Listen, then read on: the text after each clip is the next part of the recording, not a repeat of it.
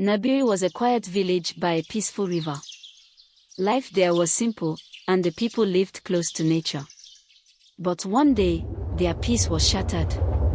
Giant machines and loud workers arrived, led by a man named Mr. Hero. He built fences around the land and began cutting down trees near the river. The villagers were worried and confused. They didn't understand why this was happening to their home. Slowly, fear spread among them. Their lives were changing, and they felt powerless. One boy, Lumo, was determined to uncover the truth. With his camera in hand and his heart full of courage, he decided to document everything. Little did he know, his actions would spark a fight that would change the future of Nabiri forever. Chapter 1: A Boy and His Camera. Lumo loved his camera. It was a gift from his father, who had always encouraged him to see the world differently. He used it to capture the beauty of the village, the flowing river, the tall trees, and the smiling faces of his people. But everything changed when the machines arrived. They came without warning, tearing through the land. Workers built fences, blocking off parts of the village.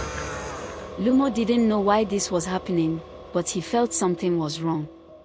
His grandmother, Mama Alika, was one of the village elders. She was strong and wise, and the villagers often turned to her for guidance. When Lumo asked her about the machines, she sighed deeply. "This land is our home," she said. "It feeds us, shelters us, and gives us life. If we lose it, we lose everything." Mama Alika gathered the villagers to discuss the situation. Fear was written on their faces, but she spoke calmly. "We must stay strong," she said. "Our unity is our greatest strength."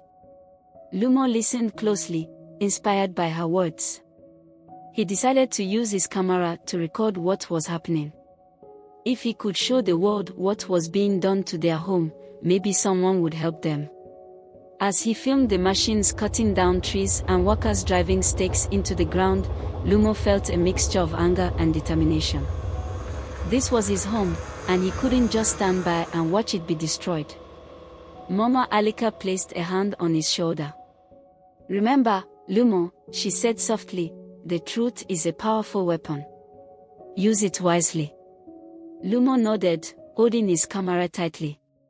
He didn't know what was coming, but he knew one thing for sure: he would do everything he could to protect Nabiri. Chapter 2: The Stranger in the Village. One evening, as the sun dipped behind the trees, a stranger arrived in Nabiri. He was a tall man with a cold expression and a suit that looked out of place in the simple village. His name was Mr. Hero. He stood before the villagers, speaking loudly and confidently. "This land is being developed for a new project," he announced. "It will bring jobs and progress to your village.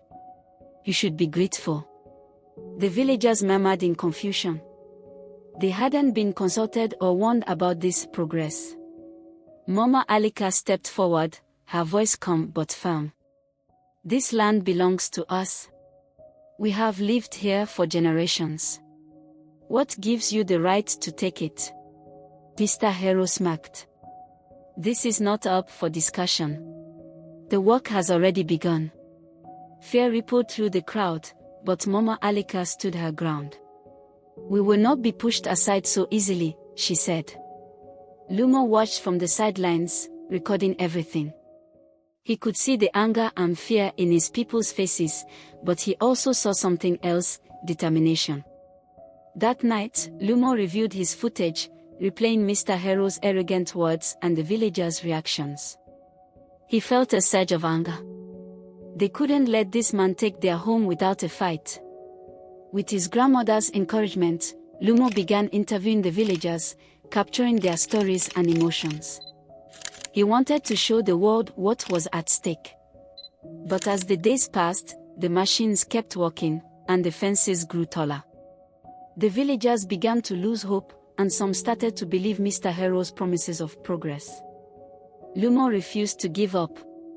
"We can't let them win," he told Mama Alika. She nodded, her eyes filled with pride and sadness. The fight will be hard, Lumo, but it is worth it. Our land is worth everything. Chapter 3, Cracks in the Unity. The village of Nabiri was changing.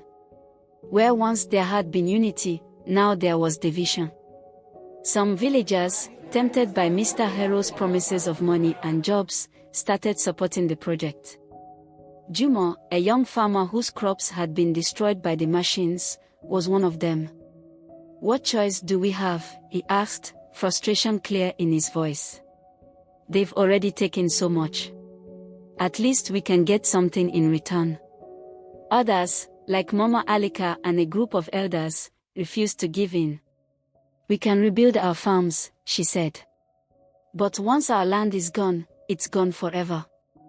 The arguments grew louder with each passing day, and Lumo felt the weight of the conflict pressing down on him.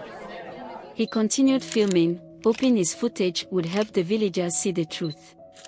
One evening, as he reviewed his recordings, Tammy, his best friend, sat beside him. "Do you really think this will work?" she asked. Lumo looked at her, determination in his eyes. "It has to," he said. "If we don't fight for our land, who will?" Tammy nodded, inspired by Lumo's courage. Together, they came up with a plan to share the footage with reporters in the nearby city. But they knew it wouldn't be easy. The roads were rough, and Mr. Hero's men were always watching. The next morning, as Lumo and Tammy prepared to leave the village with the footage, Mama Alika stopped them. "Be careful," she said, placing a protective hand on Lumo's shoulder. "The truth is powerful, but it can also be dangerous." Lumo nodded. "We'll be back," he promised. As they walked away, Lumo glanced back at his grandmother and the villagers. He felt the weight of their hope on his shoulders. This wasn't just about saving the land, it was about saving their future. Lumo and Tammy's journey to the city was filled with challenges. The road was rough, with potholes and overgrown bushes, and they had to stay hidden to avoid Mr. Hero's men, who were known to patrol the area. As they walked under the hot sun, Tammy looked at Lumo. "Do you think anyone will listen to us?" she asked, her voice tinged with doubt. "They have to," Lumo replied firmly, gripping his camera. "If we show them the truth, they won't ignore it." After hours of walking, they finally reached the city, a place unlike anything they had seen before. The towering buildings and bustling streets made them feel small, but they didn't let it intimidate them. They found a small news station and showed the footage to a young reporter named Amoni. She watched the videos, her face growing more serious with each passing second. "This is powerful," Amoni said. "But exposing someone like Mr. Hero won't be easy. He has money and influence." "We don't care," Lumo said. "We just want the world to know what's happening to our village." Amoni nodded. "I'll help you. But you need to be ready. This fight will get bigger than you can imagine." Back in Nabiri, tension was rising. The machines continued to tear through the land, and the villagers grew more divided. Some began to lose faith, while others, inspired by Mama Alika's words, held on to hope. One evening, as the villagers gathered by the river, Mama Alika addressed them. "We must not let fear divide us," she said. "This land is our legacy. It's worth every struggle." Meanwhile, Lumo and Tammy's footage began circulating on the news, thanks to Amoni's help. The videos showed the destruction caused by Mr. Hero's project and the villagers' pleas to protect their land. The story sparked outrage, and neighboring villages began to voice their support. Protests erupted, with people demanding that Mr. Hero leave Nabiri. When Mr. Hero saw the news, he was furious. "They think they can stop me," he growled. "I'll show them what happens when they defy me." He sent more men and machines to the village, determined to crush the resistance. The villagers, though scared, refused to back down. They stood together, their voices louder than ever. Lumo and Tammy returned to Nabiri, greeted by a mix of relief and worry. "The world knows now," Lumo said. "But the fight isn't over, wait." Mr. Hero arrived in the village with his men, ready to force the villagers into submission. "This is your last chance," he sneered. "Leave, or face the consequences." Mama Alika stepped forward, her voice calm but firm. "We will not leave. This is our home." The villagers stood behind her, their faces filled with determination. Even those who had once supported Mr. Hero's promises joined the resistance, realizing the true cost of losing their land. Lumo captured the confrontation on camera, his hand steady despite the fear in his heart.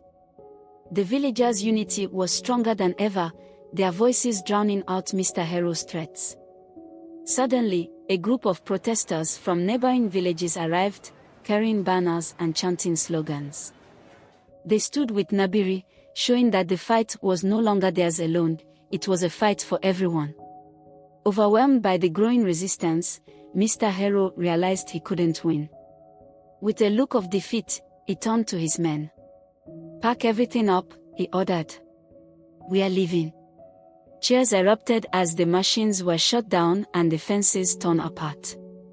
The villagers hugged each other, tears of relief streaming down their faces. With Mr. Hero gone, Nabiri began to heal. The land, scarred by the machines, slowly started to recover. The villagers came together to replant trees, rebuild farms, and restore their home. Under the shade of the largest baobab tree, Mama Alika spoke to the villagers. "This fight has taught us the power of unity. We must never forget what we've achieved together." Lumo looked at the camera in his hands, filled with pride. His footage had brought their story to the world, and it had changed everything. As the sun set over the village, the river flowed peacefully once again. The air was filled with hope, and the stars above seemed to shine brighter than ever. Nabiri's story would live on, not just in Lumo's footage, but in the hearts of everyone who had fought to protect their home. The villagers knew that challenges would come again, but they were ready. Together, they were strong. Together, they were unbreakable.